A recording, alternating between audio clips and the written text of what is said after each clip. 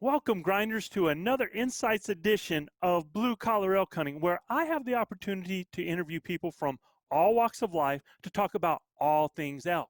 But for today's show, the tables get turned, and what you're about to hear is a collaboration podcast recorded by Jim Huntsman of the Western Huntsman Podcast. Jim did a School of September series of shows that included some of the top names in the elk hunting industry: Paul Medel, Cory Jacobson, Dirk Durham, Michael Batease, Jason Phelps, and Chris Roe himself. So, y'all, let me tell you what, I was incredibly honored when Jim asked me to be a part of the School of September, and truly enjoyed talking about elk hunting from the ElkBros perspective. We talk about finding elk, our calling philosophy, and strategies that we feel make us successful here in the public lands of New Mexico. I also get an opportunity to share aspects of our Blue Collar Elk Academy, which is something we're very proud of here at ElkBros. So, if you haven't listened to Jim's show, let me tell you, you are truly missing out. This guy is a dynamic host and has incredible content. So if you like what you hear, go hit up his show. You'll be glad you did. Also, at this very moment that you're listening to this, me and the crew are in elk camp. So the next podcast may or may not come out on a regular schedule due to September issues. But I can tell you, the next shows you'll hear will be recorded live at elk camp as me and the boys share all of the ups, downs, and everything in between. Shoot, be ready, because you never know what you might be hearing. But you will definitely be right there with us, right there in elk camp. So, my friends, pull up a chair, turn your volume up just right, and welcome to Blue Collar Elk Hunting's Insights Edition.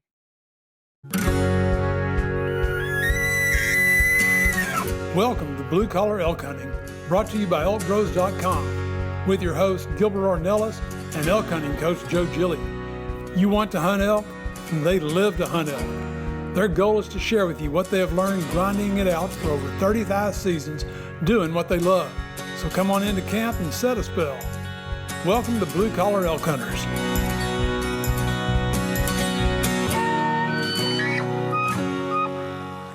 Grinders tuning in, thank you for listening to the Blue Collar Elk Hunting Podcast. Our goal is to share our knowledge and help you flatten that learning curve so that you too can have some of the very same incredible experiences that have given all of us here at ElkBros a lifetime of memories. If you like what you hear or see, you can get all of this information plus so much more from our Base Camp Elk Hunting Training Camp, the first in a series of online courses from our Blue Collar Elk Academy. Our Base Camp Training Camp allows me to use my coaching style and share almost 40 years of elk hunting experiences successfully hunting elk on public lands, as well as over 20 years guiding hunters of all ages and experience levels. This course will be like nothing you have ever experienced in concept and structure, using success-based coaching techniques that will elevate your confidence and skill sets. Our camp will prepare you specifically from that final moment most in your control, those final minutes or seconds the elk is in front of you, backwards through each step and level, allowing you to see, visualize, understand, and relate every coaching point to what lies ahead, the next step, the next thought process, the next success. Because y'all, you've already been there. You know what it looks like. By tapping my 30 years of teaching and coaching experience, our camps are developed considering multiple learning modes with text, visuals, audio, as well as video. And Base Camp will benefit those new to elk hunting all the way to the 10 to 15 year vet. So if you are looking for that one thing to help you fill that tag this year, invest in the most important piece of equipment there is, you and your elk hunting knowledge. You can find the Blue Collar Elk Hunting Academy and the Base Camp Training Camp at ElkBros.com. That's ElkBros.com. Keep dreaming of the screaming, believing in achieving, and most of all, keep grinding. All right, guys, I'm on the line with Joe Giglia. Did I say that right? Yep, Giglia. Giglia. Yep. Giglia. I said, okay, I corrected before you were able to correct me there. I got it. Hey, man, those Italians are always screwing with you. Don't worry about it. You Italians, I tell you what, yeah, always these difficult names. Great food. It is great food. I would be, I could live off of Italian food. So, Joe is kind of the owner, founder, and the coach over at ElkBros, ElkBros.com, which offers the Blue Collar podcast, elk hunting podcast, right? Mm-hmm. And the other aspect to, I'm just pulling the website up here, to the ElkBros website is a complete and very thorough online elk hunting program that kind of walks you through every aspect of the elk hunting the elk hunting thing we do, man. This passion that we all love. Can you tell us a little bit about that? Yeah, so we call it the Blue Collar Elk Academy, and actually, that is what started this whole venture. It was the idea, the dream to be able to do that, because Elk Bros is basically, we're in our infancy, man. You know, it's going to be, gosh, man, it's a little over a year. It's actually going to be 2 years this September. We're in elk camp, and guys that I hunt with that have been clients of mine over these number of years have become super close friends. And we're out in the woods, and I've never been just a point and shoot guide. I'm a retired coach, teacher, 34-year coach, 30-year teacher, and it's just what I do, and sharing the passion of whatever I'm doing. And elk hunting is a huge part of my life and what I do. Yeah. And when I'm out there, I'm always trying to teach these guys about the moment, the memory, the hunt, and trying to get them to not just go through the motions and look for an animal and harvest an animal. I really want them to understand the moment. I want them to take it all in. That's why we do this. And so I'm always teaching them. And I had these guys that have been with me, and we get back to camp. And if you've listened to our podcast, you hear about the Venezuelan mafia. And that's, yeah. You've heard them, right? Oh yeah, I've heard the Venezuelan mafia. I love it. Yeah, so that's Manano Grateron and Luis Gonzalez are the two guys that are just incredible people. I mean, salt of the earth people, just exceptional human beings. Unlike the rest of us that are in this group, these guys are good guys. And they're talking to me one day, and actually at separate times. And Manano's like, Joe, why? He said, you don't guide. He says, you teach. You coach. He says, all this information that you should be sharing it. And what I didn't realize is he knew that I had this little heart issue a year before. And I think Manano thought I was going to die. And he was like, dude, you better share this stuff before you die, because we could use it, right? And, so we got talking about it, and then Luis was like, bro, what is it? Is it money? Is it time? What do you need to share this? And I thought about it, and they just really stayed on me. And it was February after that first hunt that, I had been going through stuff and thinking about it. And when I taught school, I taught video production, graphic design, web design. And so. Oh, I didn't know that. That makes it that's perfect. Yeah. So the skill set was all in my wheelhouse, man. I mean, what you see when you look at the Blue Collar Elk Academy, that's my skill set. So I don't have to go outside to hire to do any of that. I produce all that myself. So I bought the domain name in February. I called the guys up and I was like, hey, it's happening. And I named it Elk Bros. And I named it Elk Bros. And I always like to explain that, because it's not a boys' society. Far from that, but because I have two daughters, and one of my daughters is an incredible huntress and incredible shot. So it wasn't to exclude anybody, but what it was to honor this relationship that I've had with my brother-in-law, Leroy Chavis, who's been my hunting partner with me. This will be our 39th season.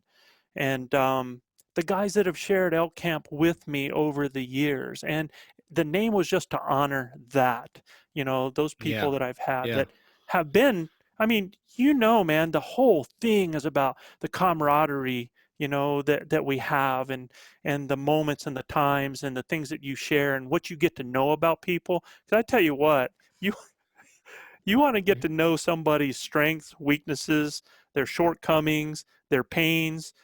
Elk hunt with them for 7 days, and it's amazing. Yeah, for sure.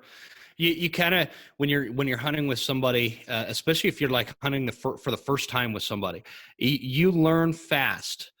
Oh yeah. There, because you see these emotional highs and emotional lows, and you're just all over the spectrum with somebody's personality, and you could tell a lot about a person for sure. I think that, and serving in the military with somebody is where you can really quickly learn and identify kind of the character and nature of another person for sure. So that's interesting, because I was going to ask you about where you came up with the name ElkBros. Yeah, that was it, man. And if you look at ElkBros, you'll see our logo. You'll see a big orangutan-looking guy and a little smaller guy there. And the big guy's me, and the smaller guy's Chav. Chav is 10 years my senior, and he is actually a Hall of Fame cross-country runner from eastern New Mexico, and I think he's 140 pounds soaking wet, and I'm this Oh, big geez, burly wow. guy. So, yeah, so it's been a great partnership over the years, and in fact, we just went out with a line of camouflage, our own ElkBros camo pattern. Oh, you did? Yeah, real excited about it. You got some I could see right there? Oh yeah. I'm sure I have some here. Let's see here. You guys are just kind of getting into dipping your toes into a little bit of everything, huh? Yeah. Oh, cool. Yeah. So you got the logo. Yeah, nice. Yeah. So this is, Right on. and you can see it on that's the back of the neck. You can see the logo on the back of the neck there. And is that like what kind of material is that? So this is a dry fit material. It's like gotcha. It's a wicking. It's a polyester spandex that's supposed to be moisture wicking. It's made, the guy that makes it makes uniforms for, again, sports related. So yeah. Well, you guys are all coaches. Yeah, we're all coaches, and makes uniforms for kids that play out in 100-degree heat in Texas. So we went with that. It's all sublimated. It'll never fade. And what's so incredible about that line is I've always talked about camo over the years and always been very critical about it, and had my own ideas. And so this is something that's been in the making, that I'm putting my money where my mouth is, and starting this. And this shirt, this long sleeve shirt that for most places when you go, when you talk about ElkBros, you and I were talking ahead of time, and I told you that our industry has gotten this big gear thing, right? It's all about, you got to have the latest and greatest, and I was a school teacher, high school coach. I have never hunted outside of New Mexico because I just really, between time of everything that I was doing coaching and having to get up in the mountains and the cost of raising a family, I had to put my priorities in other places. And Sure. I'm a guy that I still hunt in tennis shoes. I hunt in multiple kinds of different camo, whatever I can find on sale. I use the same bow for the last 15 years. I shoot instinctively, no pins, so I don't have to worry about any of that. So the whole idea of ElkBros, and when we talk about our grinders, because all of us are grinders, man, we're out there doing that 9 to 5, 8 to 5, and we work hard for our money. And what I wanted to tell people is, you can do this, and I have nothing against gear. It's all good. I mean, if it makes you comfortable and something you enjoy, if it's your Christmas deal, that's way cool. But it should never keep you out of the elk woods, because that's a great topic, and this has kind of been one of the themes of the School of September. Is that we've been doing is talking about what's between your ears versus what you're wearing. Absolutely. What the gear is. And we all love the gear. We all love the gear, and this is not something that's negative against gear in any way, because I've got some great gear, but I've also got some gear that would make people's heads spin because it's so outdated and so old and so worn out. But we have different mindset. Everybody has different mindsets. A lot of people prioritize the gear, but I think it was Chris Roe that I was talking to, and I think you and I are along the same lines, is if it comes down to you buying a tag versus buying a new set of boots, get that tag, man. Oh, Get absolutely. that. Go to Walmart and get a pair of hiking boots and get that tag, because that what's between your ears is really what's going to make a difference. And that is really what I like about these training camps at the Blue Collar Elk Academy. Right. And this is all at ElkBros.com, which we'll put in the show notes and all that. And you just launched this, right? Yeah. The actual academy. Yeah, we did. It's only 10 days old. And again, when we did all this, when I started doing all this, when these guys got me into this, it was about, I've gone from coaching kids to coaching, well, we're still kids. I mean, it's just a little bit different focus group. And, there's so many things to learn. And I wanted people to understand just what you said, is that you can use this up here. You can use these eyes. You can use this nose. You can use these ears. And those are probably the most valuable tools that you're going to have out there. And you combine that with some knowledge inside this head, and there is nothing that you're not able to do out there. And yeah, I truly believe, I tell people this, and I told these guys when I talk about the Venezuelan mafia and these guys, I told these guys when I first met them, is that when I put my hand on my bow and I start to walk out of camp, I truly believe every time I go out of camp that I can take an elk. I truly believe that. And that's the confidence. I heard you talking about that And I want people to have that confidence level. Does that mean I'm going to kill an elk every time? No, but I guarantee you, I feel like I got the tool set and I can make it happen every time. Exactly. And I love that mentality. And so when we're talking along this information, I'm going to come back to the academy here, the Blue Collar Elk Academy, and these spike camps or base camp, and summit camp. And whoops, I'm trying to click on it here. But anyway, the point is, when I just mentioned, instead of buying such and such gear, get a tag. But also the tags, especially if you're hunting in your resident state, the tags are going to be cheap. If it comes down to learning about elk and elk behavior and how to hunt elk, how to call elk, how to pack elk out, how to locate elk, how to find elk, all this stuff. These resources that we've been covering through the series of School of September are where you need to invest your money. And this one's really cheap for a lot of content. Well, this is insane. So when the guys were on me about doing this, like I said, I had a life event that happened. I told you about it one time. That has, for the last 9 months, my focus has been changed on my brother-in-law and him battling cancer. So I was building this at the same time, which has been a dream. The Camo was a dream. Doing this is a dream. And when I built this, I built it from a coaching aspect, and I tried to ask, and people always ask me, Jim, they're like, so Joe, what makes you so successful out there? Well, of course, there's a skill set and there's a knowledge base, right? That we have, right? But one of the things that if I was to determine out of that is that, here's what I believe, Jim. I believe that so many people, and they do it all the time, man, campers, bikers, hunters that do everything wrong. I mean, they could be wearing no camo. They could smell like cigarettes. They could be going up the wrong trail, totally backwards, even be lost and have an encounter with an elk. It happens all the time, right? But the problem is when they have that encounter, when a hunter, even by accident, that's been hunting, and all of a sudden they have that bull in front of them, they don't know what to do with the situation, because they've never been there. They don't understand that. And for me as a coach, when I coach kids in football, when I coach them in basketball, in track and field, what we always want to do is you think about the winningest teams. Why do they win so much? And it always comes down, you hear people say it all the time, they know how to finish, right? And I think that's a huge part of it. And why do they know how to finish? Is because they know what it looks like. They know what success, they know what it at the end looks like. Those football teams, and I've been saying this all the time. You take a look at the most winning football teams that in the last minute and a half, 2 minutes, they can get down the field in 2 minutes after they've played how many hours and they couldn't get a field goal, but in the last 2 minutes, I know. they can get down the field and they can kick a winning field goal. It's because they have practiced that. They know what it looks like to be there at that point. A basketball team with a last second shot at 2.2 seconds, they have practiced that. They know what it looks like. So that when they get there, they know how to finish.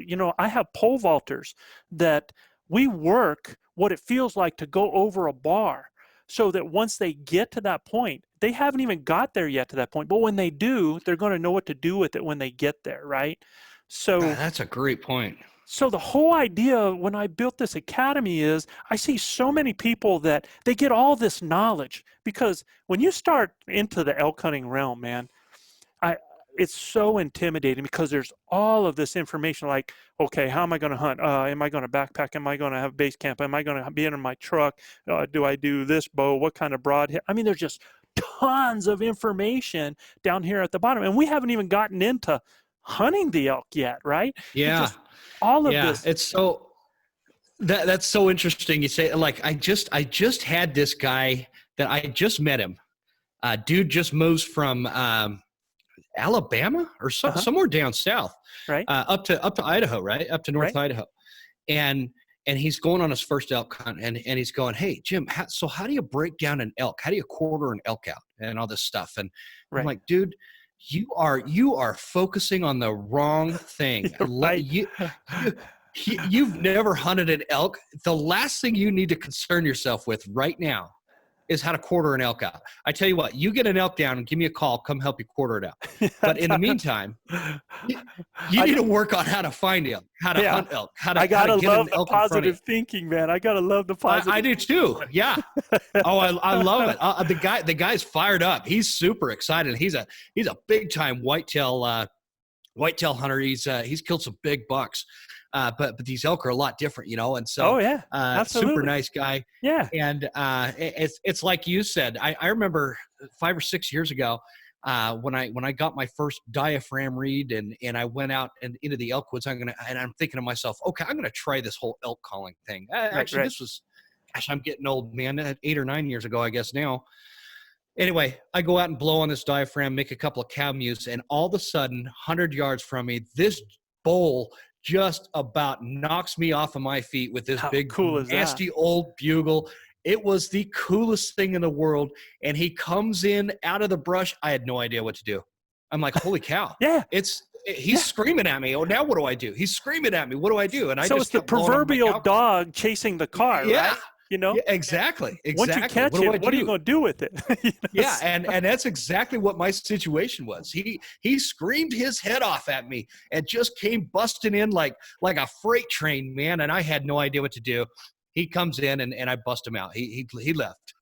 So that's exactly what I'm talking about in the way that we do this is I like to think of it, and I explain it to everybody, it's like a pyramid. I mean, when you talk about learning how to hunt currently right now, or any course, when you went to high school, when you went to college, they just started giving you all this information, man, down at the bottom, all this knowledge stuff, hopefully working towards a final point or a goal at the top.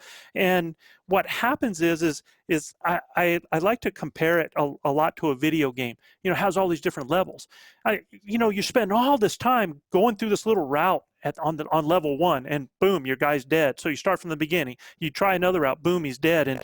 And you're trying to get to the next level when you don't even know what the next level looks like, what you're going to have to contend with once you get there.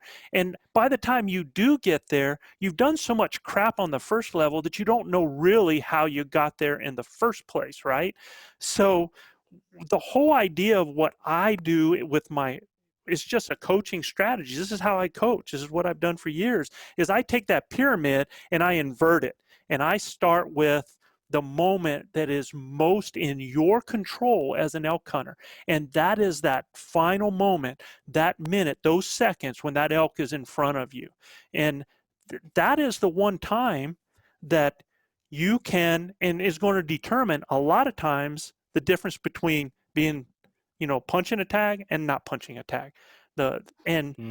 So if you understand what to do in that moment, if you understand how to deal with that situation, now you've really overcome, and you know what it is to succeed. You know how to finish. And then from that point, now we come backwards. And now when we talk about the setup, when I start talking about the setup and how you need to bring the animal and where you need to bring in and what position you want it and what technique you're going to use, that you're relating directly to where you're going on the next step, because you just came from there.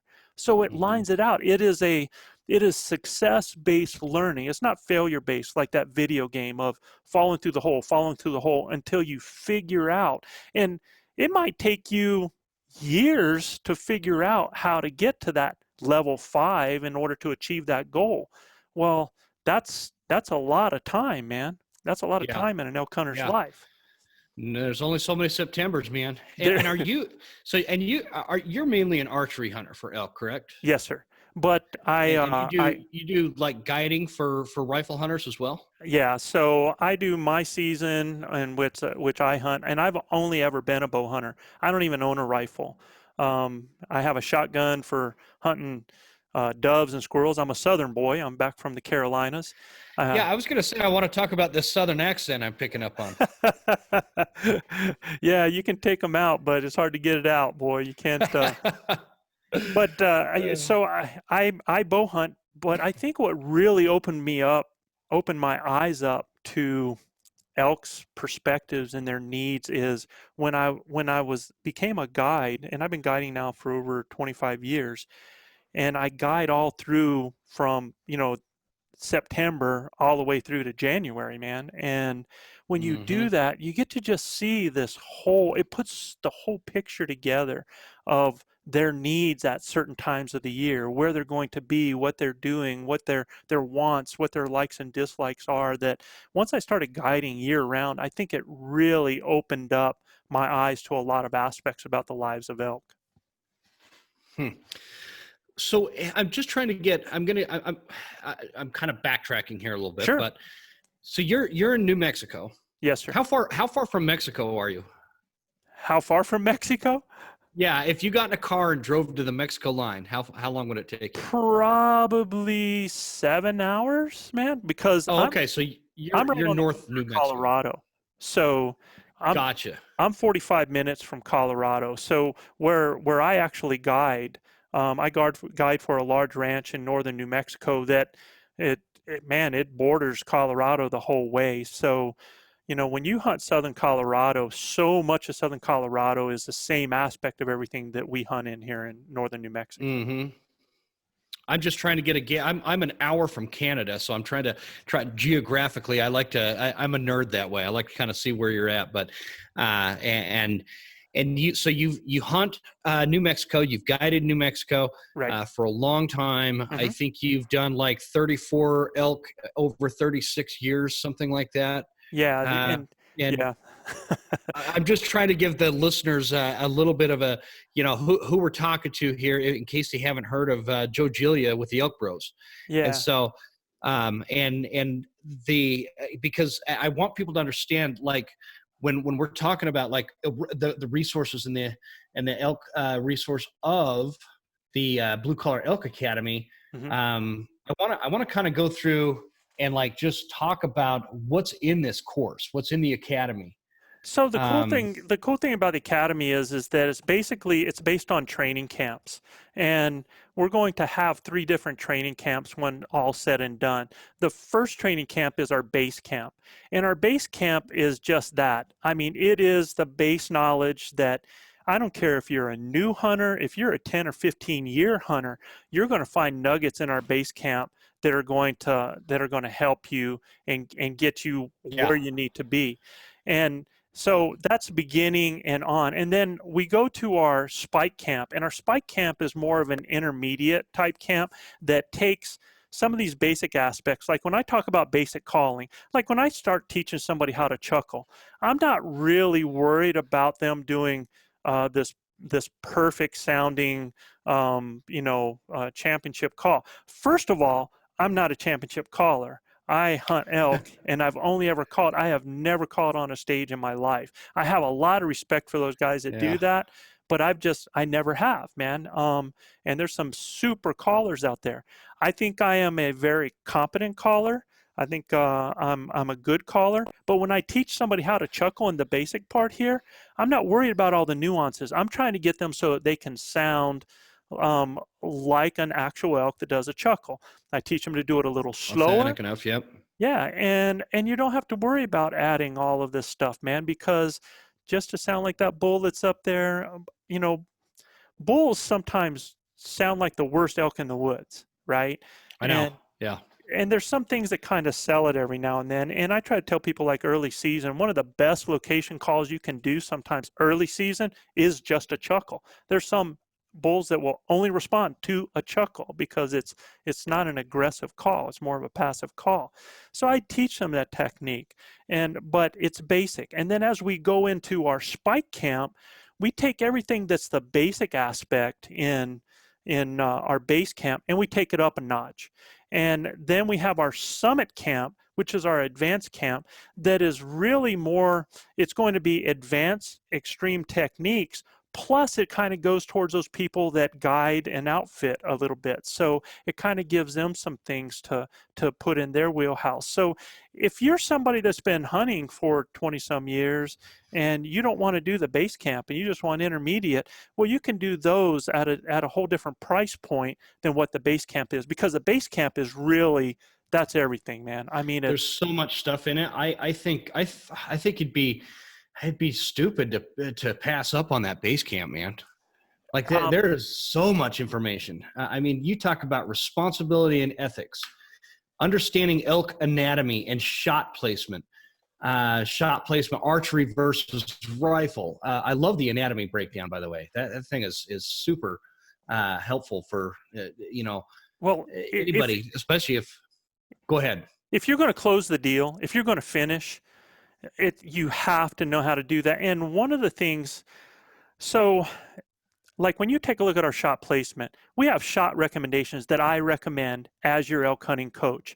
There are shots that are devastating and lethal shots that I don't recommend to my base campers. And the only reason I don't is because I don't know their proficiency. I don't know how much they know about the anatomy. I don't, there's the whole idea of what I teach guys, and same way I coached, is you want to find possible failure points and eliminate them, whether it's in equipment, whether it's in your shot placement, whether it's in your calling. If you locate those possible failure points and you get rid of those, you have just put yourself in line to be more successful. And by me telling guys to eliminate a particular shot, our goal in my camp, when my training camp, is 2 holes. If you shoot and get 2 holes, you have most likely taken out both lungs. I say most likely because there's some ways that you can get 2 holes without both lungs, but most likely you're both lungs. And I don't care if it's an elephant or a mouse. A good buddy of mine used to say this, Carl Gamage, God bless his soul, passed on us, but Carl used to say in that beautiful voice of his, I don't care what it is, a mouse or an elephant. You put 2 holes in it, it's going down, right? Yeah. And the other thing it does is, not only do we want to be responsible and put an animal down as quick as possible, but we want to ensure that we recover it. And by putting 2 holes in that animal, I have just now increased my blood trail. And by doing that, for clarification, by 2 holes, you're meaning an entry and an exit wound. Correct. Absolutely. Yeah. Yep. Yeah. So you're not like flinging double arrows at them like Robin Hood or something. No. We're talking about, we want a total pass through, and when you talk about my optimum shot placement, you're going up the crease of that leg, about 3 inches behind it, mid body.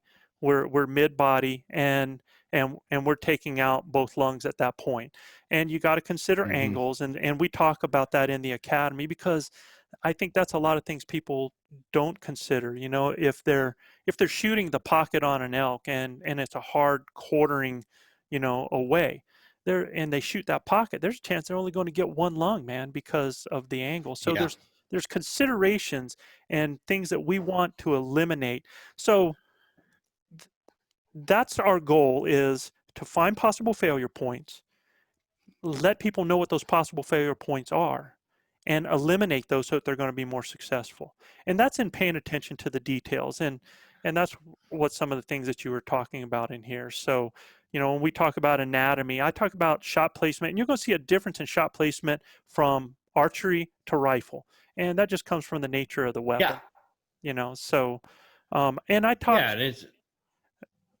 Go ahead. I talk about marginal shots, and I think this is something that's not talked about enough, because there are for me, you and I have people that ask me all the time, Jim. They go, Joe, how far should I be shooting at an elk? Should it be 20 yards? Should it be 30 yards? Is there a limit to what that shot should be? And I tell everybody, look, bro, it is not my place to determine what your effective range is. You have to know that. You have to understand what your comfort zone is, what your effective range is, and then stay within that. And if you don't, now you're creating a marginal situation. Or if you're shooting at an angle, an animal at an angle, and you're not comfortable with that angle, that is a marginal situation. So in that point, yeah, I love this section in it, and you even have imagery to show what is a marginal shot. And then I really like the words from the wise from Chav. So I love it.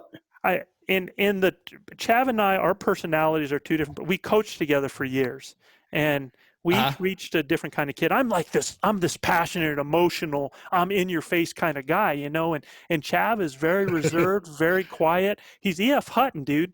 When he speaks. Oh, gotcha. Yeah. You better listen, right? So, I love it. Yeah. He like puts things just in a way that is only how Chav can put it. It's like short, to the point, and here I'm rambling on, and Chav will say it in 10 words. So it's so I know, and I love how the picture is there, like the picture of him right before the perspective. Yeah, it like kind of pulls you in. Okay, I've got to listen.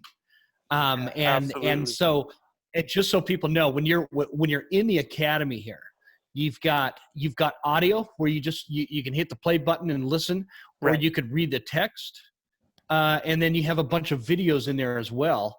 And then you got to go through and read Chav's perspective. And there's a bunch of buttons too. I mean, if there's a button there's a lot of interactive content. So if you see a button or you see a box, a lot of flipping boxes that'll give you information on the front. When you get to the calling segment, I thought I was being original with this until I heard you interviewing Chris. And I want you to understand something, Jim, is that I hunted for 30 some years, and I've started doing this whole podcast and getting involved in social media now for, about a year and a half, right? So in doing that, I've started listening to, other podcasts, other people, looking at how people do this, because I truly believe that if you want to do things well, you go find people that are doing things well, and then emulate and then build on that. And I was listening to your podcast the other day. That's what I do, yeah. And I think I was listening to another one of Chris, and Chris actually years ago had started doing his Chris Roe website content. And, Roe hunting resources. Yep. Yeah, absolutely. And he did basically kind of like an app thing before its time, with that website, where he basically had, from what I understand, he had decision-based scenarios. And here I thought I was being original with this, because we have the ElkBros. When you get to the calling, you start seeing the ElkBros decision tree. And it's the same idea, man, the same concept, where I actually take people kind of on my shoulder on a hunt, and I give them the scenario, and then I tell them, I say, okay, so here's the possible decisions. And then I let them make a decision, and whenever they make one, it doesn't go, you're wrong. It says, okay, this is why you should think about this. So it becomes educational, and then they get to make another decision and see how and why I would take it a certain way. And so it just keeps going throughout on pretty much an actual hunt. And then once they get to the end, generally, we'll either give them the information on there, or there'll be some video from a hunt there that kind of shows the situation or kind of reinforces that. And it's just that kind of interactive stuff that I think is super beneficial for people, because I had a listener that called me the other day. Actually, I called him. He sent me an email, and I called him because of his letter. And he was saying, Joe, I hunt in this area in Oregon that is so thick. And he says, you say to hunt with your eyes. Well, there's no place for a high point for me to use binos. There's no place for me. It's so thick, I'm not able to get above. I know exactly how that guy feels, because that's a lot of how North Idaho is. It's too brushy and thick. There's no spot and stalk, any of that. So I know what he's talking about. It's a lot different than. The funny thing about the thing was, it was a perspective, because in my mind, when I was saying hunt with your eyes, I had it didn't include optics in any way. What it meant is, when you're moving through the woods, you got to be looking for sign. You got to be looking for parts of an animal. You got to be looking for things that are a track or droppings or dew trails, or you use your senses when you're actually on the hunt, and instead of depending on a bugle. Man, I mean, there's so much more to hunting, man. We were given this nose, we were given these ears, and if we use them, Jim, my first technique to hunt elk when I knew nothing. I don't have this Italian nose for nothing, bro. I knew. I understood animals, and I understand how animals like to bed and how they like to find security and what feed areas are and what bedding areas. I got that. So what I started doing was I started walking crosswind from areas that I thought would be holding elk until I would catch their scent. And once I caught their scent, I would then turn and hunt into the wind and find the animals. That was my original technique. Using my nose, using their technique against them, basically. So because it's pretty effective. They're pretty stinky, if we're being honest. Man, it's a good stink, because it's what we're looking for. But that they actually more so than any other animal I hunt, you could smell an elk from a long ways away. Oh, absolutely. And I would figure, depending on the situation, I mean, definitely you're going to smell them 400 yards away, but I could actually smell those animals up to a half mile away and work into them. And then once you start doing that, if you just, the more you get amongst these critters, the more you start to watch, and that you start to learn about them and their behaviors and how they act. That's what you were talking about before. That's what you were talking about, the knowledge factor. That's what we're doing with this academy, is we're trying to shorten that learning curve by giving them knowledge. There's even buttons that you'll go in there just on elk behavior, man, as you're going through. Because I don't want it just to be just a straight reading phase. We want interactivity. We want people to have sidebars, and that's what I love about these websites, like the one that you've got here. The way that a student, we'll just say student, the way the student can go through this, and it's interactive. There's different tools to learn from, and it's so much better than like the old days where it was just. I remember I bought this book, and it was written in the 80s, and I want to say it was like Elk Hunting the West or something like that. It was this really dry read, and it's just. How much of that information does a person really retain versus when you get on an interactive website like yours, where you've got the audio, you've got the video, and then you could read the text, but you also have the imagery. Like when I'm looking at this your shot placement section, right? And you've got your frontal shot angle, you've got quartering to broadside, quartering away, hard quarter, all these different, the way that the imagery really spells it out, that's what sticks in a person's mind. Right. And so Absolutely. that's why these courses are so expensive. That's what sticks in people's minds. So, as a teacher, I really like the concept. As a teacher, I learned that, and because I'm one of those people that learns by doing and seeing, right, and hearing. Me too. I'm not somebody that can just dive into a book. I've gotten better at it over the years because of it. Necessity is the mother of all invention, right? You want something, you'll go wherever you can get it. But I was one of those people that I learned better from interactivity, and people learn differently. Some people are auditory, some people are visual, some people are tactile with their hands on. And so I bring that to this. And I don't want this just to be just an ad for my base camp. What I want to do is I want to help those people out there and understand that that there are ways to simplify some of these things that, elk hunting in its most simplistic form is you and that animal, and you having to put the work in to get to where you can get within range to take the shot of that animal. And it takes you got to do your homework. You got to learn. I think that's one of the things that I learned as an athlete, as a coach, as a worker, as a person. All those people that excel are people that put the time in, that are willing to learn about their adversary, about the weaknesses, about the strengths, about their shortcomings. If you do that, you are now arming yourself with a knowledge that's going to help you to do that. And, take calling, for example. I think calling can get so complicated or sometimes way oversimplified. I mean, we've gotten it so that we've told people, all right, just start ridge running and screaming bugles, and a bull's going to bugle back to you and he's going to come running into you and you're going to kill it, right? I can remember the first time I wanted somebody to go with me to shoot video of my hunt. So what I did was I gave him an actual video of somebody videoing a hunt. And so he came over to my house the next day and he was like, oh, this is easy. So we set up on the edge of a meadow, you call, they come running in and you kill it. It's like, that's how it happens, right? Yeah. It's easy as that. Yeah.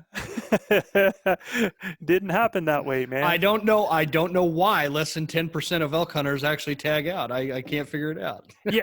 So, and we bring that up in our podcast. We're like, okay, so let me ask you a question. What percentage of guys out there do you think, like during the bow season, what percentage of those guys have a great bow? 100% of them have their great bow. And what percentage of them have their camouflage? 100%. How many of those guys out there you think have an elk call? Probably 100%, right? And all of them are using all the same equipment, have the same gear, but only 10% of people are killing elk out there. So why is that, man? And you brought it up, is that they have all the gear, but they're missing something, man. They're missing the knowledge up here and how to apply that gear to the situation to make it work for them, right? Okay, because I haven't seen it. Couldn't agree more. Yeah.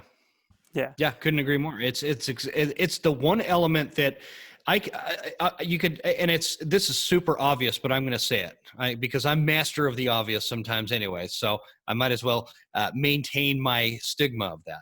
But you could take a guy with a $3,000 bow and another $5,000 in other gear and send him out to the woods and put him up against a guy that's shooting a 20-year-old bow and a flannel shirt but knows elk.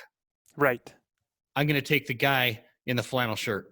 Absolutely. Every day of the week. So, and that's the concept of stuff like the Blue Collar Elk Academy and these others. And you were saying you don't want to make this a whole ad or whatever, but and I'm sounding like a broken record on School of September, but the point of these is to get a little bit of a different perspective from everybody that I'm talking to, right, and also provide the resource that's going to go a lot more in depth than we can on a podcast, because let's face it, there's only so much we could do on a podcast. Yeah. And so much learning that can happen on a podcast. And so the point of these is to get some perspectives Right. and get some knowledge, learn something, have a laugh or two, but also have a resource to follow it up. And that's what this is. This is going to help us out with your So resource here. So let's do this then. You got people that are listening for a different perspective. I'm going to give a different perspective for you because it's something that I hear all the time, different things. So I can give a different perspective in how to hunt, how to call, in different areas like that. Because, I hear about a lot of people that are always trying to get as far back as possible to get away from people because they figure that the elk are less pressured, and so therefore they're going to be easier to call in. And this guy doesn't do that because I don't always have that option. Yes, we have wilderness in New Mexico, and yes, you could hike way back into the backcountry and do that. But I've taken 34 elk in the last 36 years, all public land, all from the state draw, and been very successful. And I've been very successful doing that in high use areas. And I think what happens is that a lot of times people are fed this picture that you have to go get a pack on your back, you have to hike in 6 miles to where the aspens are just beautiful and gorgeous, and the elk bugles are ringing through the hills, and that's how you're going to be successful. Well, there's a lot of nostalgia and romance in that, and absolutely, and that's what's fun to watch on YouTube, right? Sure, absolutely. And so there is that aspect of it, but I'm with you. Okay, I know where you're going. So yeah. So what I do is I tell people is, look, as people say, if elk smell a human being, or if they see them on something, boom, they're gone. They're the next county over. Well, there might be places in Colorado where animals can head over the next ridge after ridge after ridge and not see another person or another ranch or another farm. There's not many of those in our state. Everything's bound by something. They're going to come across usage no matter where they are.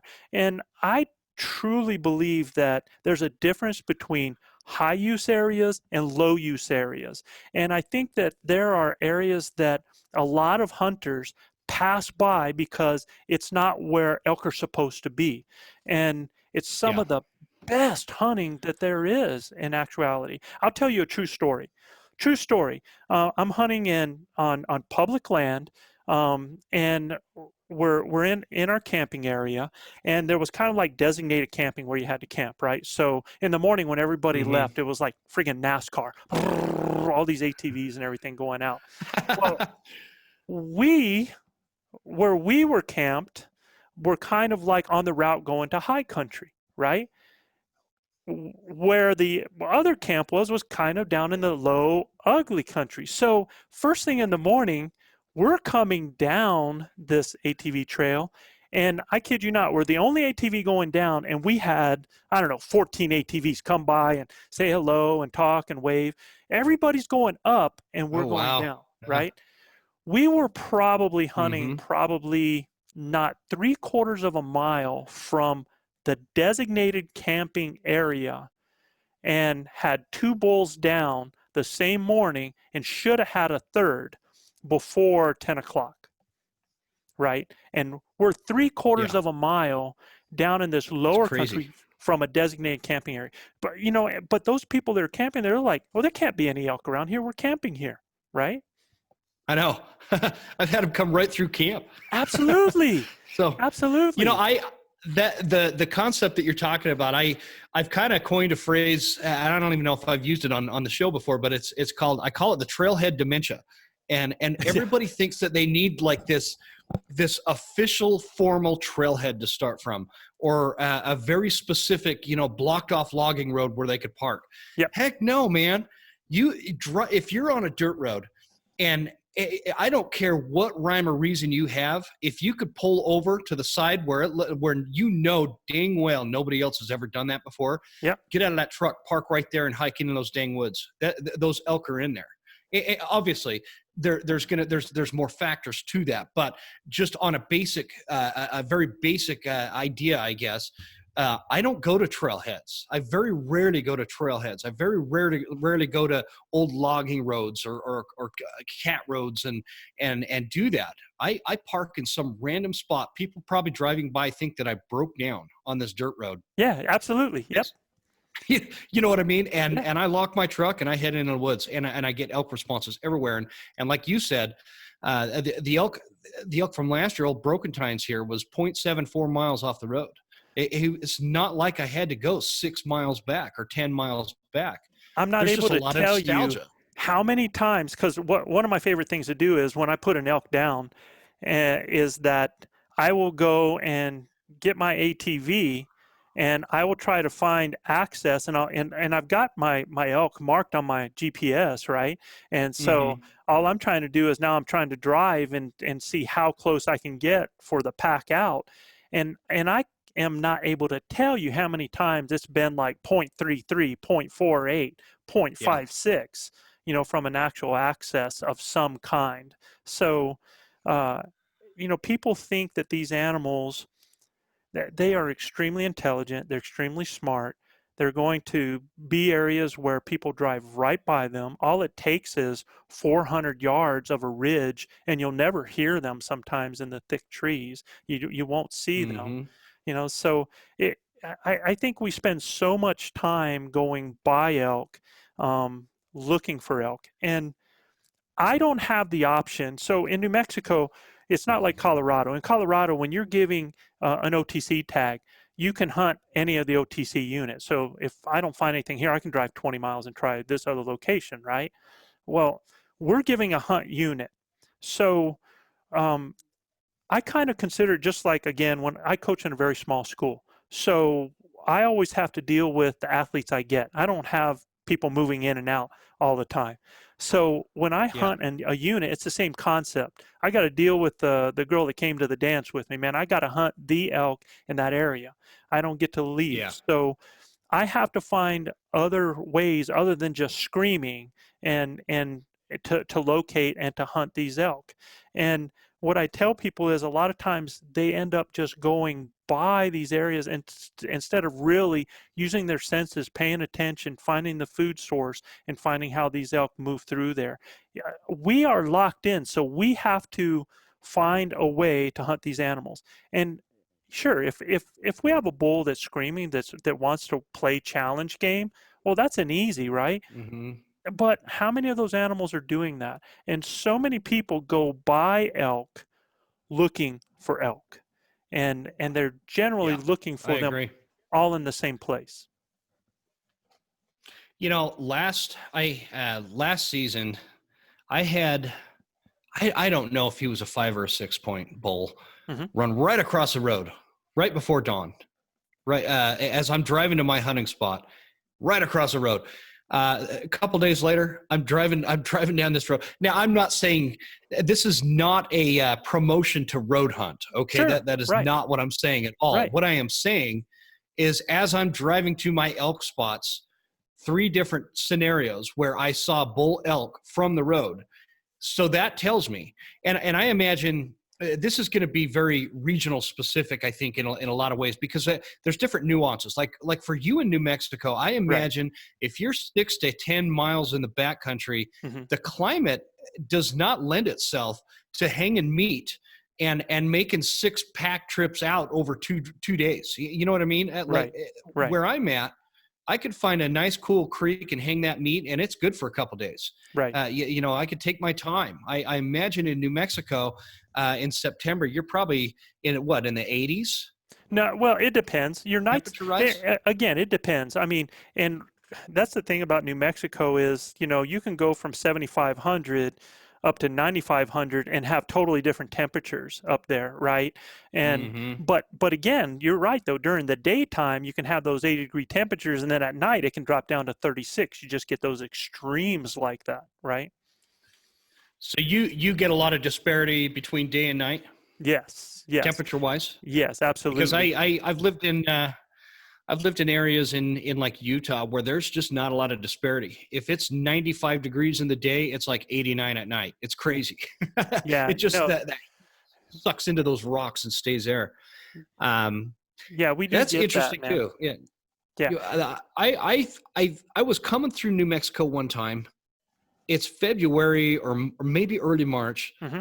And I'd stopped at this truck stop. They were giving away, and I'm on I-40, and they were giving away free coffee. Actually, it wasn't a truck stop. It was one of those rest stop areas, right? Yeah. Okay. Nice, hot coffee, right? No Right. lid on it. They just one of those styrofoam cups. I go walking back out to my truck. It was so dang cold that by the time I got to my truck, the coffee was cold. And I'm not kidding you. It was cold coffee in a 5-minute walk. It was like it was that year that there was all those that crazy ice storm down throughout the South and through the panhandle of Texas. You remember that? Oh yeah. That had to be like 2000, 2001, somewhere around there. I can't remember. Actually, it was right around 2007. My daughter was going to school in Canyon, Texas. I had to drive home in that. Usually a 4-hour trip took me 8 hours just because everything was iced over, man. It was crazy. Yeah. It's crazy. Well, it wasn't that ice storm, but it was something like that. It was some crazy weather event. And, right. Anyway, so I say that to kind of highlight that New Mexico and Arizona, it does not mean Sonoma desert, 110 degrees year round. No, especially you know what I mean. But especially northern New Mexico. But you can have those years and have those times when those days are just, I mean, that sun is just beating.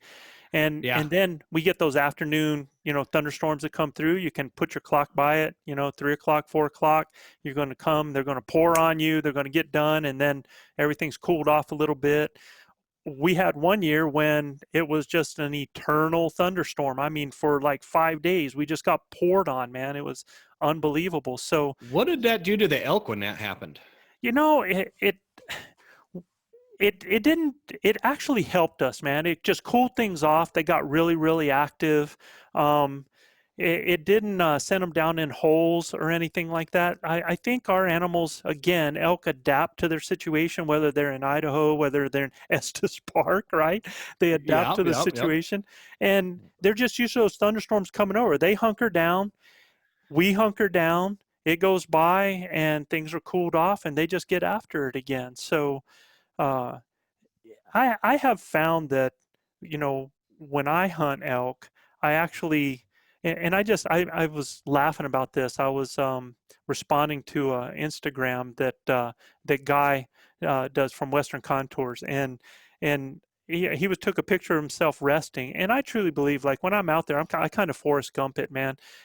When I'm tired, I sleep. When I'm hungry, I eat, and when I gotta do, I do, but the rest of the time, I'm hunting. And I always try to pattern myself with the elk. When the elk are most active, I want to be most active. When they're not, I don't want to be. I'll take a nap out in the woods when they're taking a nap out there. I'll sit down when I'm hungry and I'll eat, because you got to take care of yourself when you're out there, because it really helps you to stay in the game. It still helps you to keep grinding and to keep working that. I think a lot of guys try to get a little bit too gung-ho that, I'm not going to eat, drink. I'm just going to put on mile after mile after mile. And by day 3, man, it's just really wearing on them. So, I'm really big on when I hunt elk, I try to take on an elk atmosphere in everything I do, whether I'm calling them, whether I'm following them, whether I'm, I find here's a nugget for a lot of people. When you are hunting out there and you're hunting elk and you're trying to locate elk and you come across those trails, those elk trails that are moving, laterally across those hills, move with them, man. Move with them, follow those trails, find out where they're moving, how they move, the types of areas, what that is taking you from one spot to another. And you could real easily find a corridor that's taking you from bedding to feed or something like that. It's just taking on that whole elkish atmosphere when you're out there hunting. Yeah, couldn't agree more.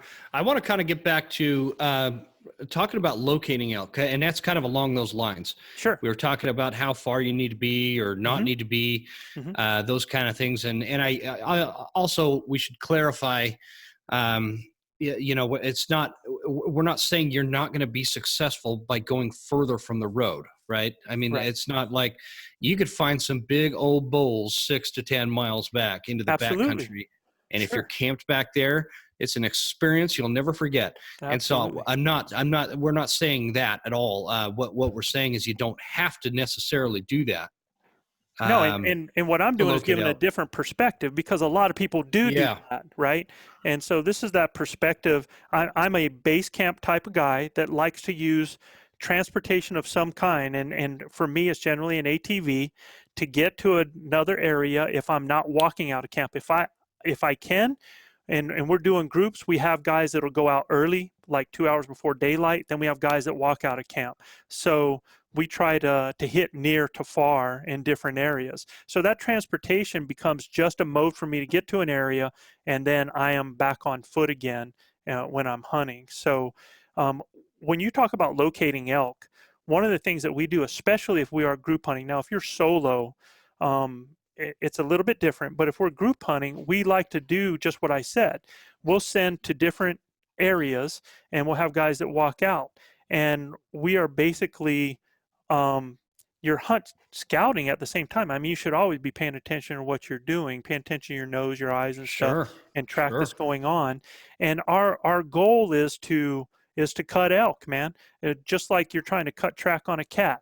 You're paying attention to those areas that are going to show you sign. If it's mud in a trail, if it's mud in a road, if it's around a pond area, if you're able to find trails going through trees. Especially what happens is from grassy areas to once they get into that dark timber, those trails really get evident once it starts getting in that dark timber because of the dirt that's in there.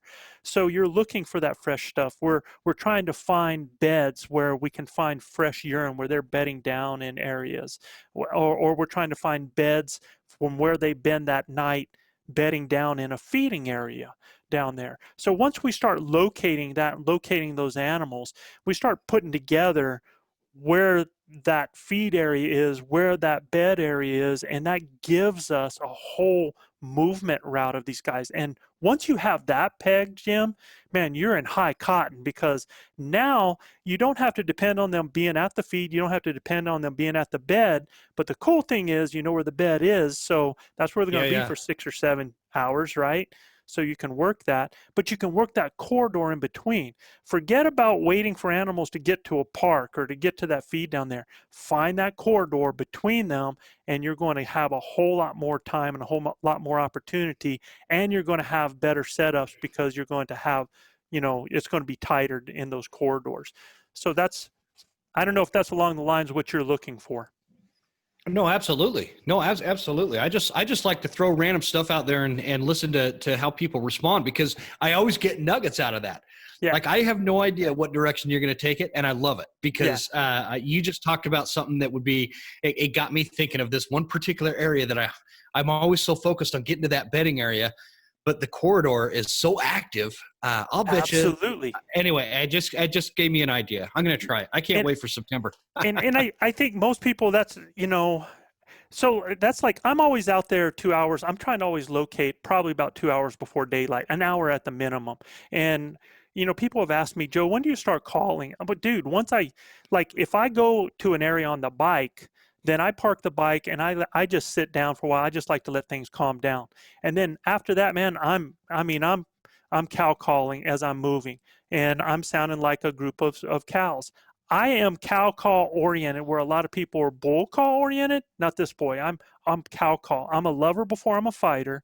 I like to introduce a cow because it helps me if I need to introduce a scenario of a bull coming into that cow. Because so let me stick with the locating, and then I'll explain what I just talked about a little bit more.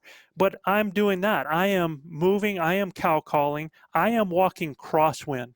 And the reason I like to walk, if possible, I like to walk crosswind. It's not always conducive, but when I go crosswind, that lets me smell. And usually I like to walk crosswind so that generally early in the morning, that those thermals are falling.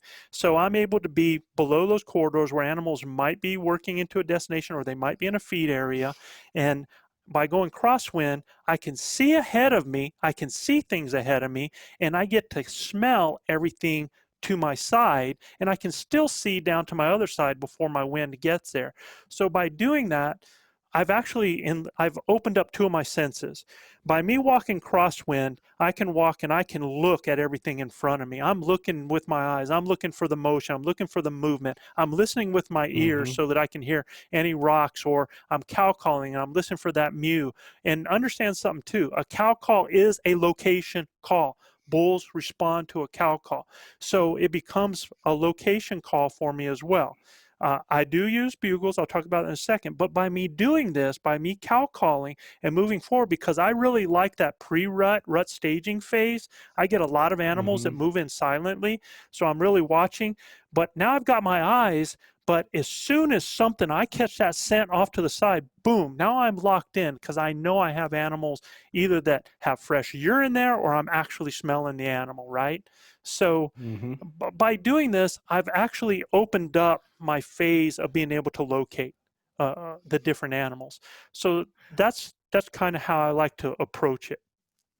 Okay, can we just back up just a little bit there? One thing that you said, you talked about your cow calling, and you like to kind of sound like a herd of cows, right? So as you're doing your side hilling in, so that you're kind of at this crosswind, are you using multiple different cow calls and just kind of, and what I mean is actual physical calls, different, not sounds. You're use one a reed here, a mouth, no. There. With a reed in my mouth, I can.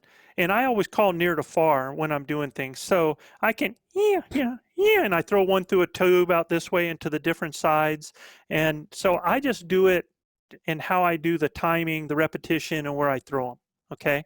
And so you're just trying to paint the picture that you got a few cows. Yep. Side, or they're moving across. Yep, they're moving across the countryside. Absolutely. Okay. And what's nice is if you use a grunt tube with a cow call, it gives a little bit deeper resonance. And early season, a lot of bulls will think that that's a bull mew as well. So whether it's a cow call or a bull mew, they will respond. They will come into that. They'll come in silent to that a lot of times early. But yeah, I like to sound, and I don't worry about making noise. It just sells the whole thing. If I'm walking and rocks are rolling, I step on a stick and I'm cow calling, it sells the whole thing as I'm moving. So that's I think that's a great point to clarify right there. You're not deer hunting, guys. Nope. Don't worry about stepping on branches and rolling rocks and making a little bit of noise. As long as they're authentic, natural sounds, not, don't have your if you're in cell service, you don't want your phone going off with a text message. No, absolutely. But no, that's great. I'm really intrigued with the whole. I'm a few cows moving through the sticks, right? Because I've done it before, and I've gotten elk to essentially. I've actually had an elk bugle from it was 200 or 300 yards. Yeah, but absolutely. That's what I was doing. I had a reed in my mouth. I had an external cow call, and I had this weird, what are those called? Where is that one? It's like the wood cow call. Shoot, I'm totally drawing a blank on what it's called. Anyway, it sounds pretty good. It sounds like a calf. And so I'm using those, and it had an elk bugle. So I see you're getting your diaphragm in your mouth. Let's kind of hear what that sounds like. So a lot of times too, if I'm going, I will introduce just with a single cow. Like if I'm moving to an area and I come to, a rise, it's going to give me a new area to call into. I just, I'm just going to give one out there, and I'm calling near to far.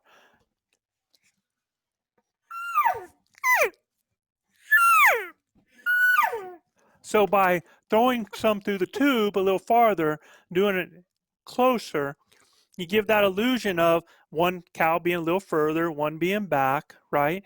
But I start with just one. I just reach out with one, just with my mouth, because I always call near to far. There could be a bull close up to me.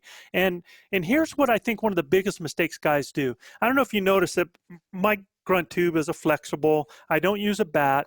A lot of times when I hunt solo, the problem that I think a lot of guys do is they always call towards an animal. So they take that and they do a bugle, or they do a cow call towards an animal. And as soon as they do that, if there is a bull that's located close within 100 yards, and I've just done a cow call right at him, well, now he thinks he has a cow that's closer than what that cow is. So what is that going to do for the whole picture for you? You're going to lock that. Make him wonder where that cow is. Yeah. But he thinks that cow's closer to him, right? So he bugles and he's saying, well, here I am, girl. I'm right here. Come on in, right? So now you've already painted the picture that you're close. So now that's a real tough one to get out of right now, because he wants you to come to him and you've got to get him to come to you. So the only thing that you can do now is actually change up your scenario in a way that you can change that picture so that cow maybe is going to something else. So maybe I do introduce a bull, but I'm not going to go and scream a bugle. Maybe I'm going to start with a little chuckle in the back, or I'm going to start with some pants or some grunts, something like that that's low key, that he knows he can hear and he knows the cow can hear. Now if that cow starts going away, now he's going to have to move in. So there's the cow. Gotcha. By always starting with a cow, it helps you set up whatever scenario you want to do. Like you said, when you said you gave that cow call and that bull bugled 300 yards away, right? Every cow call you should have done from that point on should have been behind you to make him think that that cow is either moving away or further away than what that cow is. All right. And is that going to be the same if, let's say you got a couple guys hunting with a partner, one's caller, one shooter, that the caller's still kind of throwing him behind him, even if the shooter's, 50 yards in front of him? So that scenario, having a partner helps a ton, because now I'm pointing right up to where I want them to get. They're going to fly up 50 yards.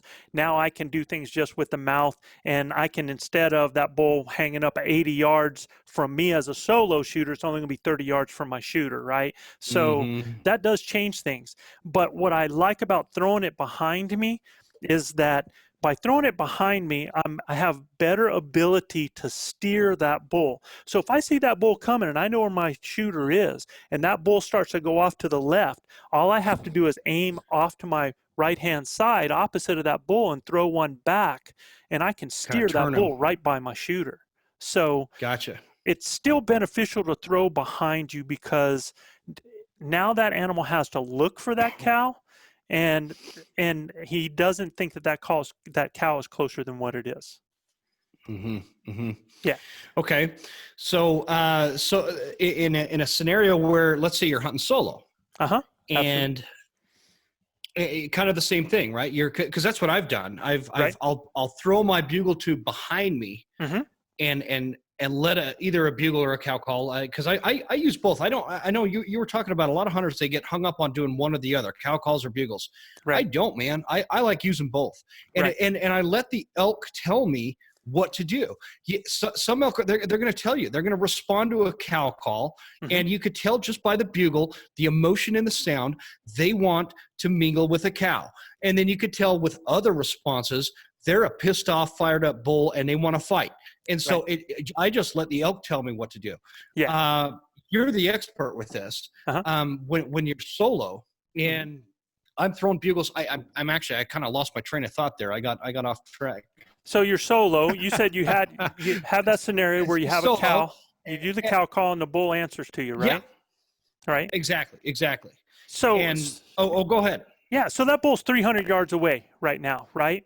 Okay. So if that bull's 300 yards away, the first thing I'm doing is I've shut up and I'm closing the distance. My first reaction, unless that guy is right on top of me, is I'm closing the distance. And I'm going to close the distance for two reasons. And I'm not going to stop listening with my ears and paying attention with my eyes, because that bull, once he has sounded off, could actually be moving in. But he's at 300 yards, so I'm closing in. I'm going. Hopefully he sounds off again. If he sounds off again, he's telling me where he's at. If he's not, and I'm starting to think that I'm getting within that bubble, then I'm going to go, we talk about this all the time. We talk about hurry up and slow down. Well, there's a point where I'm hurrying up to cut the distance, and there's a point where I feel it that, hey, I might be starting to get in the bubble here. I need to slow down. So I'm going to slow down and I'm going to start listening, and I'm paying attention. Do I hear any cow calls? Do I hear anything that gives me any more information about that bull? Okay, if I don't hear anything, then he reacted the first time to a cow call. So that is what I'm going to give him first off. I always, again, my philosophy is always be a lover before you're a fighter. All right. Catch more flies with sugar than you do with vinegar. Right. So I'm going to go ahead again now, and I'm going to do a real light cow call back behind me, just a single. That's all I'm going to do, and see if I get a reaction. Okay. If I don't get a reaction, you still have to be patient, because when he hears that, depending on the time of the year and the mode of these animals and what's going on, because there's a lot of things that variables that come in here, I still have to be patient, because when he heard me do that cow call, and he did hear me, I guarantee you he heard me, man. If he heard me from 300 yards and I've moved in now and I threw a little light cow call, he's heard it. But sometimes what they do is... Can you give us an idea... Can you give us an idea, when you say you're closing the distance, how much distance are you heard him you guessed him at 300 yards. Right. How much distance are you talking about before you're in quote unquote their bubble? So I figure anywhere between, this kind of, okay, it's a good question, because sometimes an animal, if they're moving towards me and I can tell they're moving 200 yards and I'm good, right? Okay. But if I'm trying to get in that animal's bubble, I'm trying to get that 150, maybe 100 range, depending on the terrain and the cover, because some areas are not, don't help you with that. If it's very, very open, you got to be real careful about that. If it's a real thick area, it's way more conducive to getting into that 100 and still being noisy and throwing a cow call, because again, it just sells the whole scenario for you. If I'm coming in and that bull hears noise and I throw a cow call back, but he still can't see me because of the thickness, man, I'm starting, that's a great situation, because he has to come in, and he has to come into my comfort zone and my shooting range in order to see where that cow's at. I tell people that open area is great for seeing elk. It's not great for killing elk. The thicker, the better. Yeah, I know. I see. That's one of the reasons why I'd be reluctant to come down to New Mexico is I feel like there's a lot more open area than what I'm used to. And so I don't know. Like, I grew up hunting mule deer that way, and so it's not like I'm foreign to it. But for calling in elk, I don't know how guys do that when it's super open like that. Well, there's a couple things you can do. You can use the terrain. You can use the dips and rises, so that animal has to top out or has to come up, to see you. So you can use those in those kind of areas. Decoy is another hot topic to talk about that can really change things for you.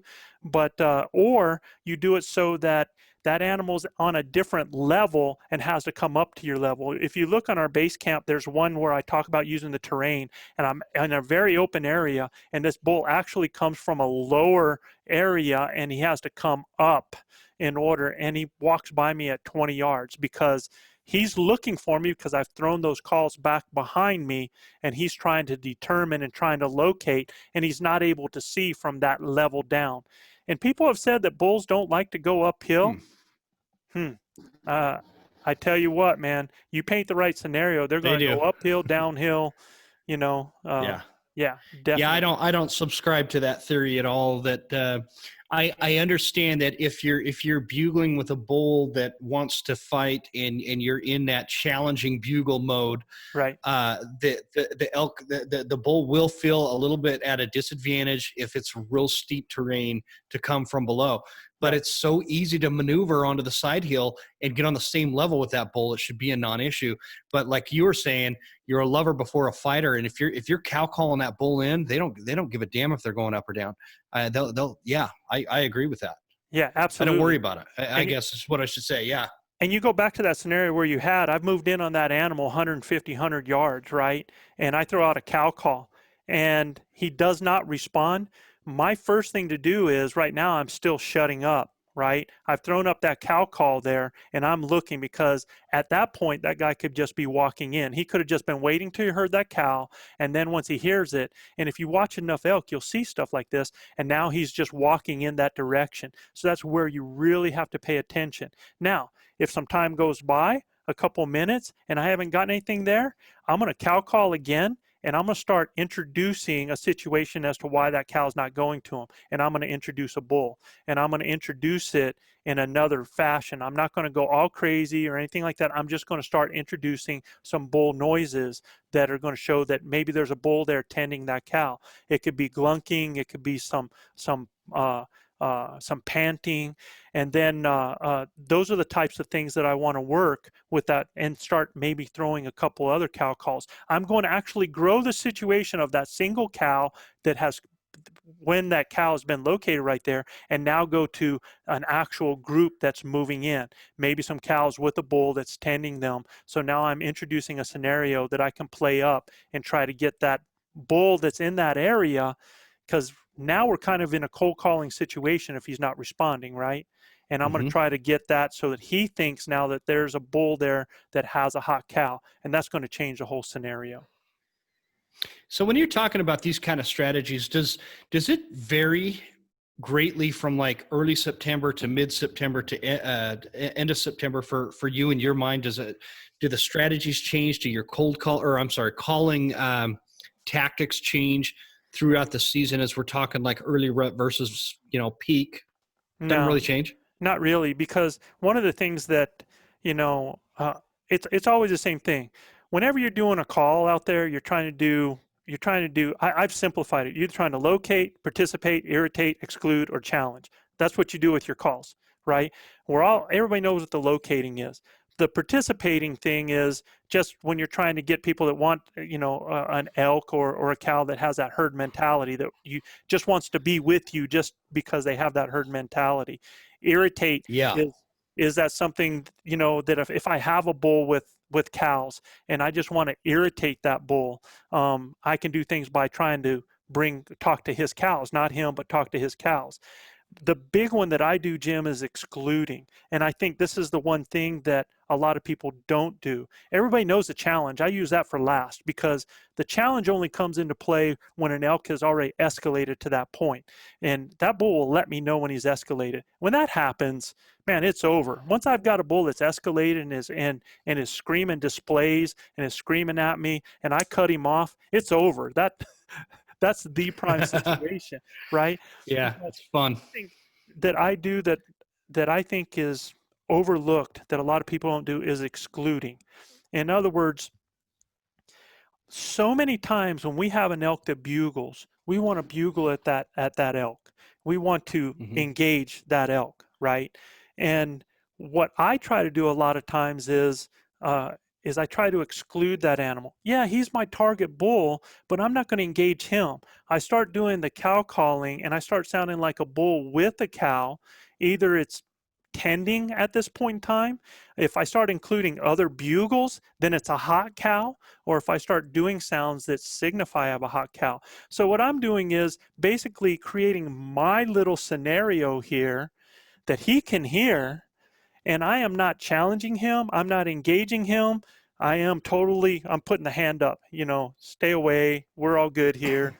And by doing that, by me creating that atmosphere and not challenging him, not engaging him, he wants to come and get involved in that. He wants to come check it out. So like communicating, but not communicating to him. Right. Is that kind of the general? Absolutely. And so when you're doing that, are you creating? And Michael, I'm sorry, I lost you just for a second there, Jim. To a specific. Yeah, I don't know. I'm sorry. Can you hear me okay now? Yeah, I have you now, man. Okay, go ahead. Ask that question again. Yeah, my internet is saying it's unstable. Okay. So I had Michael on, and he was talking about doing what is called a breeding sequence, where he's communicating with the bull, but he's painting a picture. There's a hot cow, there's a bull, They're getting excited. They're talking to each other, communicating with each other. Is that kind of similar? Or are you saying maybe not even using something where it's a breed sequence? It's just you're communicating with a group of cows and ignoring the other elk. Yeah. So I think when you talk about elk and when you talk about scenarios, it's all pretty much the same thing, because the elk act in the same way. But what I'm talking about is I'm either going to do just a bull that is tending a cow or tending cows, and maybe that develops into a hot cow situation.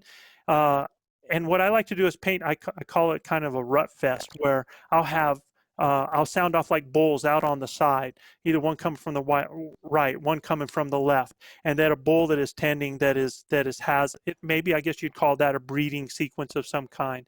And are you still there, bud?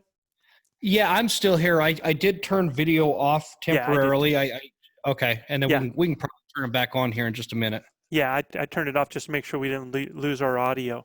So yeah, what I want to do is I am creating my own party, my own scenario, my own situation. I'm painting a picture of elk converging, maybe satellites that are converging on a bull that has cows, most likely a hot cow there, especially if everything is bugling out there. So if I start, them kind of doing their little thing on each side coming in, and then I'm doing a sequence on the inside, maybe I throw some displays out there, then I'm painting that picture of a totally different group of elk than that bull that I'm targeting out there. So I am just not engaging directly at him. I'm engaging those other two bulls out to the side, or I'm engaging my cow here, displaying for my cow, and I'm doing glunks, I'm doing grunts, I'm doing pants. And by doing that, my target bull is going to want to join that and is going to come into that. It's so super effective. So when he does want to come into that, because I really like this topic, when he does want to come in, is he coming in letting you know that he's coming, or is he coming in silent, or is it kind of just a mix? So it's a mix. The bull we killed, so last year, Gilbert's bull, I brought in from over a half mile away doing this sequence. We actually got eyes on him at one point, lost him at another point, we got eyes on him again, came uphill to where we were, and we're 30 yards in the trees. Nice. He comes to a little clearing, and he comes in bugling because it was that same situation. He could not see what was going on till he topped out. The topography kept him from doing that. So he tops out, and now he's looking for where everything's at, right? And all we had to do at that point is shut up, because it's just like the herd moved on over the ridge. So he's going to either make a choice. Now, he has stopped in front of us at 30 yards. He's in the red zone now, but he's looking at us face on. And I mean, dude, he came straight up the hill. He bugled multiple times, but then he stood there for, God, it seemed like forever, but it was probably 8 minutes. And in that time, he's just looking the whole time. He never said another thing when he did that, okay? And at that point, when he's head on to Gilbert, I know it's over, because all I have to do now is when that bull decides that he's going to turn one way or the other, I'm just going to freeze him, man, and I'm going to throw a bugle out. Gilbert's going to draw, and we're going to finish the deal. And it's exactly how that went. It was awesome. Interesting. That is awesome. That's totally awesome. I'm going to try that. I love it, man. Oh, it's so cool because you get to it's like putting on a play, and you put on a play and you paint a picture. And there's so many times. How many times have you ever been the hunter on the other side of the fence listening to a rut fest going on 300 yards away, and you can't go there because it's either in another hunting area or it's in private or something like that, and you're stuck listening to it? You want to be there. Well, all I do is I'm like, well, screw that. I'm just going to turn the tables on them. I'm going to come way over in here, and I'm going to be that rut fest. And I'm telling you, there's going to be satellites that are going to pull off of that and that are going to come into you. And to your point, I would recommend the listeners, if you are ever in a situation where you can see a rut fest going on or listen to a rut fest, but you can't access it, experience watch it, listen to it, and you'll learn so much about what the elk are doing, what they want, and how they communicate with each other by listening to something like that in real time. It's amazing to watch. So anyways, yeah, no, that's a great point to bring up. You're kind of creating this. Well, and there's a common theme with this with a lot of the guests on that we've had discussions with about this. But the idea is it all boils down to you're just painting a picture, Mm-hmm. and you're creating an authentic image in that bull elk's mind that he's going to want to investigate. He's going to want to come and check it out. And so I love it, and I think it's super effective. Well, the whole thing, whenever there's a hot cow and one bull starts his breeding of the hot cow, and he starts, and there's happens to be a satellite, and that satellite starts displaying, that bull starts displaying, all of this starts happening. Well, to any bull within a half mile of there that hears this going on, it is those sounds, it is what's happening that, sends the picture and sends the message to them that, hey, I got to get over there. So and a lot of people think that the rut is just like a regional thing, but ruts happen in a drainage here, over this ridge here, wherever a hot cow comes in, right? So all you have to do is paint the picture that has happened. I mean, one of my favorite scenarios is to sound like a bull going to a destination. So coming out of a park, and I'll just start screaming, just advertising as I'm moving, throwing out cow calls. And I've had bulls that have come in from the sides on me because I'm advertising, man. They know that I have cows with me, and they come into that. So it's all about you painting a picture and putting it in those animals' mind, and they will react to it. I love it. And so, Joe, I want to go back to something we were talking about, kind of as we're wrapping this up here. Sure. Before we were actually recording. So I think I know the order of which I'm releasing this, but I don't know about you. So last week I released an episode where we announced we're doing some giveaways for youth hunters. Right. And those giveaways are essentially sponsorships to different resources for youth hunters to learn how to hunt elk. And you have told me that you want to have the Blue Collar Elk Academy kind of involved with that. Absolutely, man.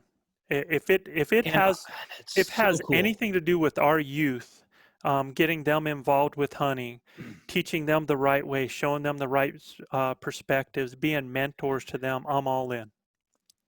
So what this is essentially I'm going to have it's a contest, and youth hunters are for this contest. I know that this is going to vary from state to state and whatnot, but just for the sake of simplicity, in this contest, the ages are 10 to 17 years old. And they are to write an essay. There's no, I'm not like you. I'm not a teacher.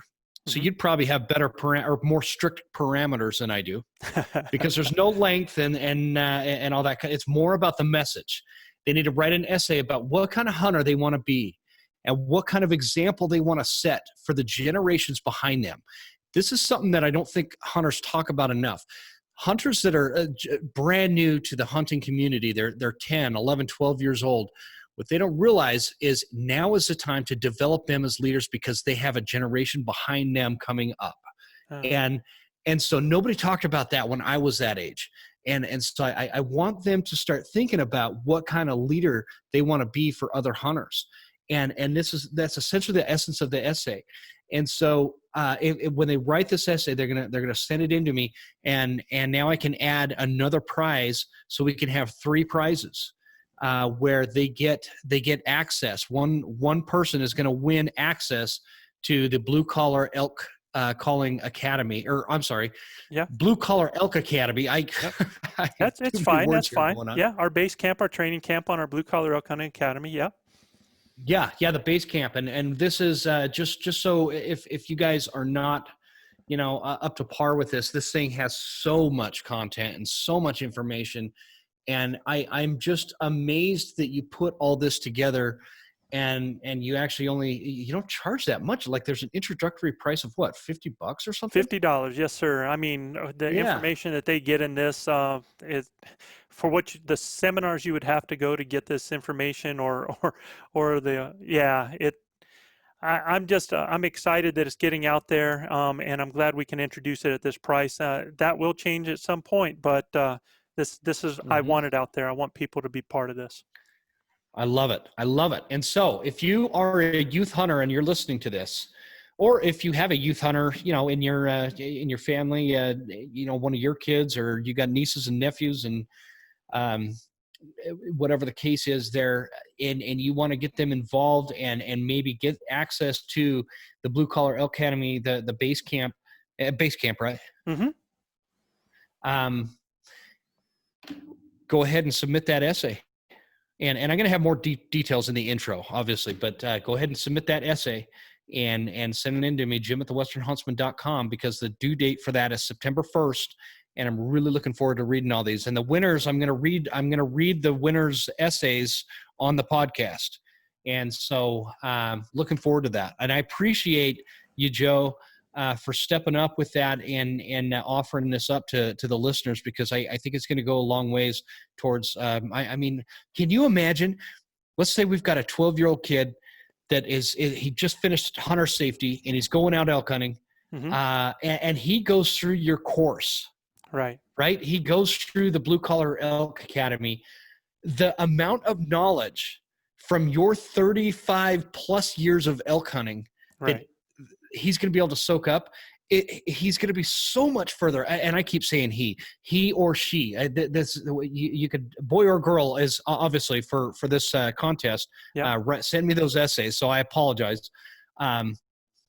They're just going to be miles ahead of the pack. And so this is a big deal. I really appreciate you doing that. Well, I mean, that's the whole reason this was done, is that, by mentoring people, by trying to help people and show them the right ways to talk about ethics, responsibilities, how we present ourselves, our personas as hunters here, by putting that in positive light, by making it positive mentorship, it's going to speak volumes. It's going to ripple throughout. And when you talk about a 12-year-old, today's 12-year-old is tomorrow's congressman and is tomorrow's parent.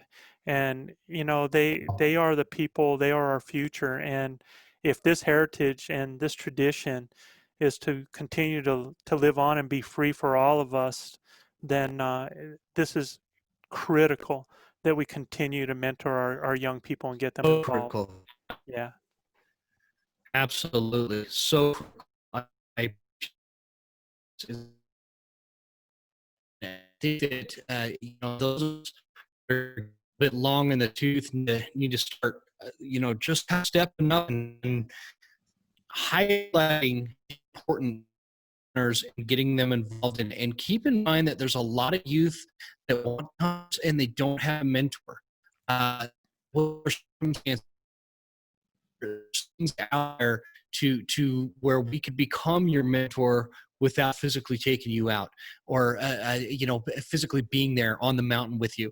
And that's what I want to become for anybody that's young and wanting to get involved in hunting. And this is a great way to do it. So that's super, Joe. That's super, Jim. This has been a fun conversation, man. Oh, thanks. It's going to be a fun conversation. This has been fun. I'm really excited to get this one out there, and I appreciate you coming on more than you know. Oh, absolutely. It was my pleasure, Jim. I've totally enjoyed what you've done, man. So thanks a lot for having me. Thank you.